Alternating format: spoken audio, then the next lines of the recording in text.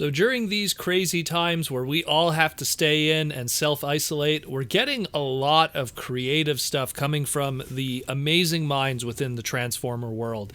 And one of those amazing minds comes from that of Derrick Wyatt, the co-creator of Transformers Animated and the head character designer.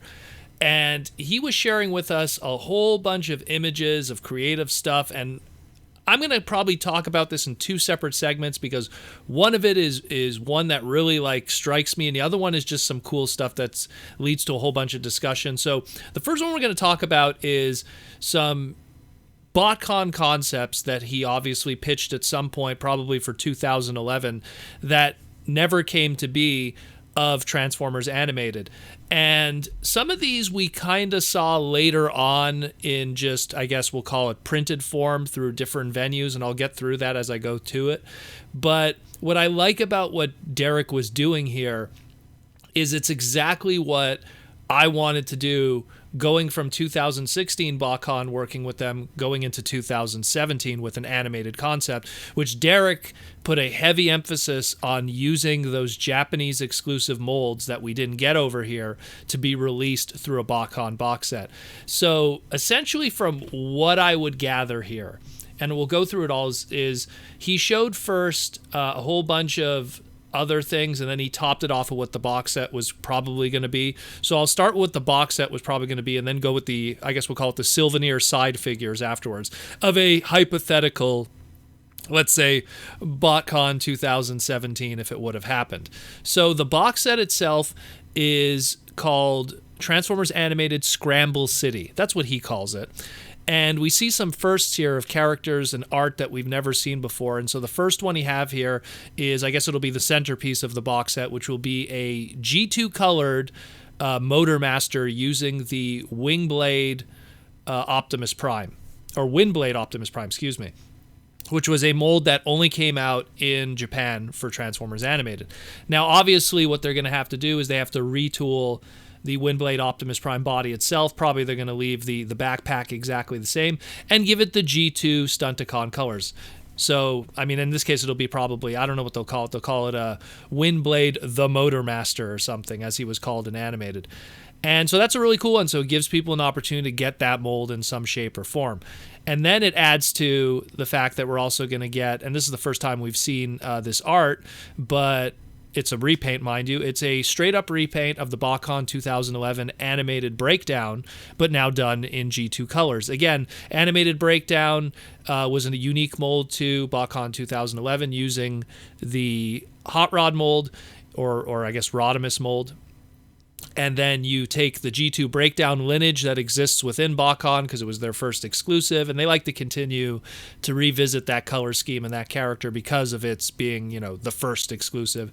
So it's a nice little nod to that. And I like that, when you look back at the Motor Master, having that Windblade armor and stuff, you just have that whole, it could be, part of the combiner body, like the kibble for a combiner. We move on to another unique one that we've never seen before, in that of Animated Swoop turned into Terrorcon Cutthroat. And that one looks really cool, works very well. It just happens to work very well. And it's the first time we really would get a Terrorcon in the animated universe, so very good excuse to get that.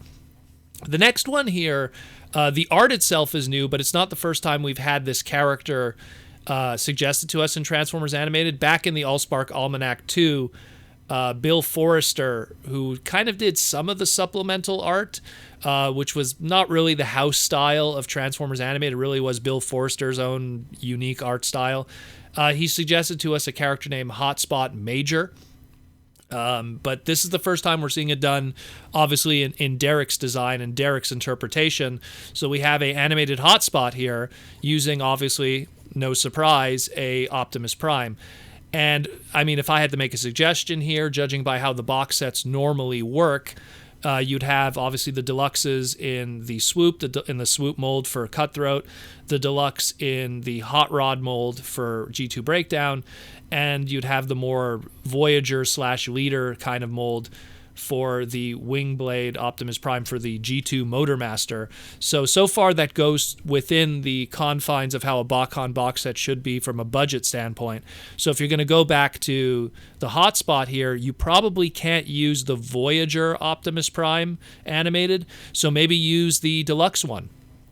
Use the deluxe one, although it would kind of suck because you want to have your centerpiece leader Scramble City guys to be a larger figure. So maybe they could figure out a budget way to use the Voyager instead, but the deluxe one would probably have to make more sense.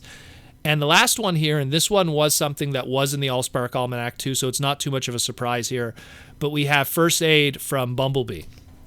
Now, again, what I could see they could do is they could take just a brand new mold, which we never got here in America, but in Japan, the Hydro Dive Bumblebee. Just take that and retool that and then release it in this box set, and then you could have the beautiful box set that we have here. And already within that box set, you'd have two molds that never came out in America in America because of Japan, and you'd have a nice little unique release. And then we have, and this is where it gets really interesting, all the side souvenir figures, if you will. Anyone who goes to Botcon, outside of the box set itself, you have all the souvenir figures, and so we'll jump through all of these. The first one we have is a version 2 Bulkhead, done in a very unique color scheme that, if anyone knows Derrick very well, he was a big fan of Mighty Orbots, and the character of Bulkhead already was an homage to a character named Wrench from Mighty Orbots. And if you actually go back to some of the very earliest promotional footage of Transformers Animated, there was an homage to one of the Orbot scenes where you see Wrench eating, I guess, I don't know, some kind of, rocks or whatever. And so you see Bulkhead doing something very similar. So why not do a Bulkhead toy using those Wrench colors? Now, obviously, this would probably have to be the Voyager Bulkhead, not the leader class one that came with the Headmaster. Would make a lot more sense. And then we have here, and this one, I might need help from the listeners on this one here. So we have Beast Machine's Thrust. Now, first we have, Animated Thrust, his only appearance was in the Allspark Almanac books. He never was in the show. So we have a pre-existing Thrust, which was the Conehead. And then you could probably write some kind of story where the Conehead Thrust becomes the Beast Machine's Thrust. Sure, why not? I mean, it's not like we're going to have Waspinator go through a third transformation, going from Wasp to Waspinator, and then become Beast Machine's Thrust in a continuity nod to the original Beast Machines. Maybe just have, animated Conehead Thrust turn into Beast Machine's Thrust. But what I'm asking of the fans is, this is clearly some kind of a unique mold. I was looking over all my animated toys. I have the complete run of it. And the only one that I could kind of see this being an extensive retool of is maybe Oil Slick, but even then it's kind of reaching. So who do you think we could probably retool heavily to kind of achieve this alt mode? I don't know. I'm really thinking Oil Slick's probably the only one. Maybe Blur, but even Blur, that's kind of a stretch. But yeah, I probably imagine he would have been packaged with the Bulkhead. Then we have here, you have kind of a choice for this one. You have the Blackout Mold, again, unique to Japan, so congratulations to Derrick to giving us, a chance to get a rare mold. Blackout turned to either Bugley or Venom. Bugley being the 1988 Pretender, so giving that color scheme, or Venom, the 1985 Deluxe Insecticon.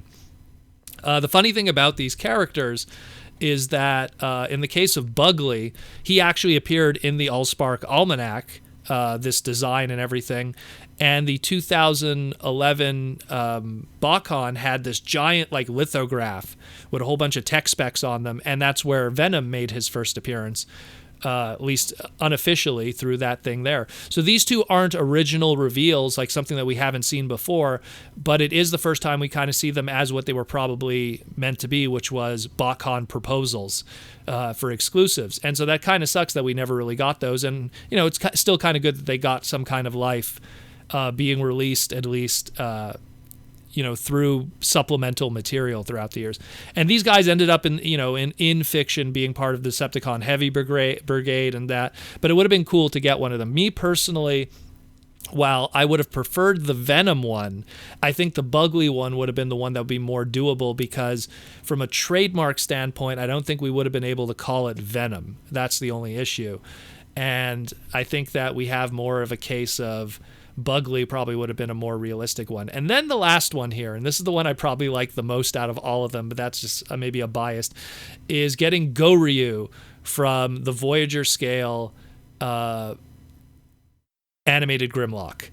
And Goryu being the leader of the Dino Force, or leader of Dino King from Transformers Victory.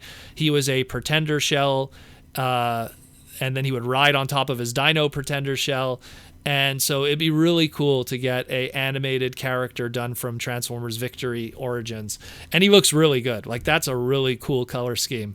It would obviously have to require a lot more extensive repaint than the initial paint applications and molded in colors that are expected of that original Grimlock mold.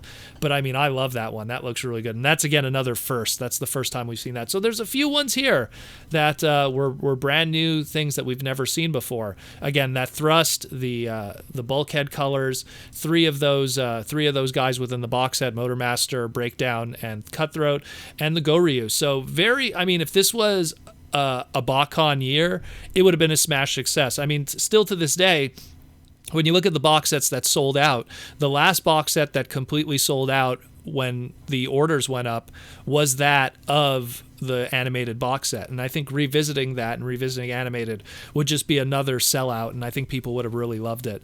So this is really cool stuff. And Derrick actually revealed more stuff and more ideas through his creativity over this, self-isolation that we're all going through. So we'll probably discuss that later this week.